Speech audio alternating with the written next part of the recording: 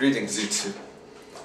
How are you today? First of all, I hope that you're doing well, and yeah, I really do. No.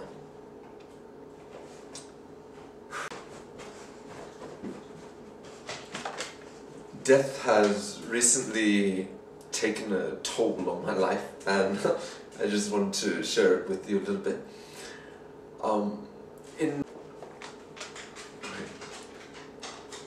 In November of 2011, my beautiful little brown schnauzer Oswald Cobblepot died.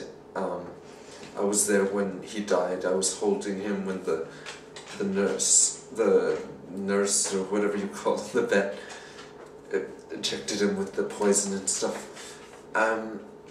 That death was sad to me, and I made an entire video tribute of my dog to the last days of his life, and I uploaded it on my former channel that was deleted by accident and stuff. Anyways, in 2012, at the end of 2012, in October, near the end of October, I think it was 26, my life got flipped upside down for a few weeks when I was in my office working on a sketch of Jake Desmond, and I was working on how to sketch Jake Desmond's face. I don't know, I was just working on that for my sketching class, and in the other room I heard a bone-chilling scream. What?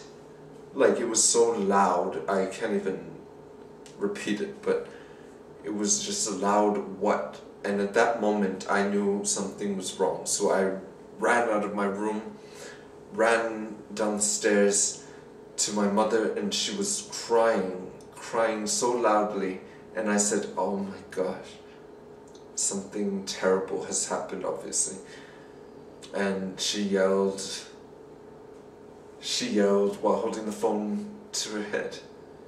She yelled, "My father's dead!"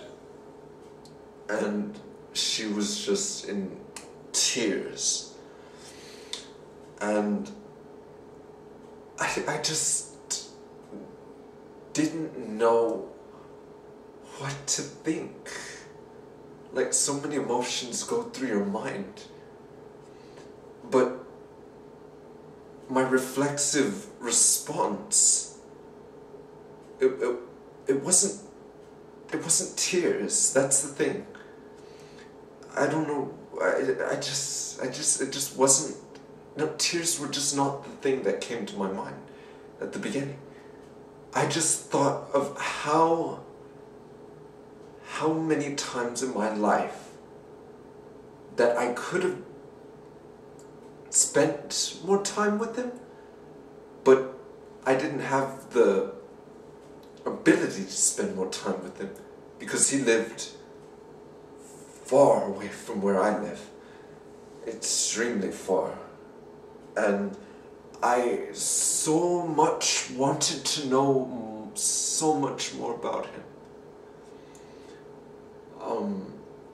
But at that moment I knew it was all over, and I just failed at my attempt to show him how much I truly wanted to be with him. And his death was a surprise to us all, because he was like the healthiest guy in the world. He would run down all the way downtown from where I live, and that's at least many miles. He would go downtown, just jog and return. He was the old school man, and he would sit on his chair, and he would just sit on his chair outside under the sun after watering his plants and just read the newspaper next to his truck. With his sunglasses and his chapstick. He was just the most awesome senior I knew in my life. And every time I saw him, I was happy. I never in my life have I ever argued with him, never in my life have I ever been upset with him, never in my life have I ever had a negative feeling about him. He was just love. I've never seen him angry in my life, and he was just amazing and healthy and everything.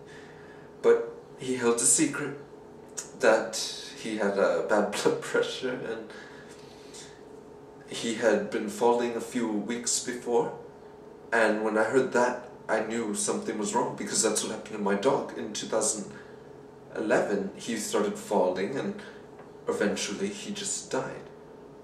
My grandfather's death was devastatingly horrible. He was in his living room, he fell over, he scrambled to get up, he held on to a mirror, knocked everything over, and he died alone. He died alone in his house. That's just a terrible way to die. Alone. Yeah. But that devastating week I had to go fly over and attend his funeral, but I just didn't like the atmosphere, the way my family was so brazen about it, but it didn't matter. They played my video tribute of him. I made a video of him in 2009 asking him to tell me about his life, because that's what I wanted to do, and it was awesome. And I actually pushed to have a longer interview in 2010 or 11, yeah, 2011. That was after, years after George Carlin died, and they had a long interview of him, and I said, I want to do that with my grandfather, but he never answered my call because something, but yeah, it was just, it was a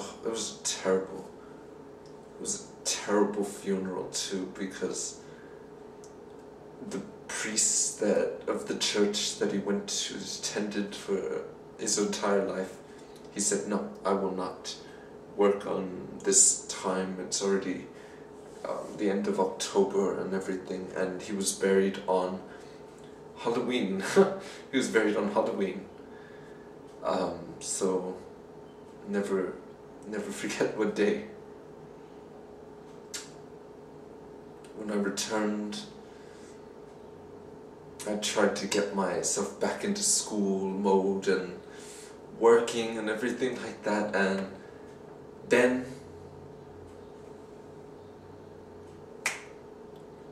my cousin's grandmother perished, and then my neighbor perished, and then to top off the end of the school semester, the end of the year, my professor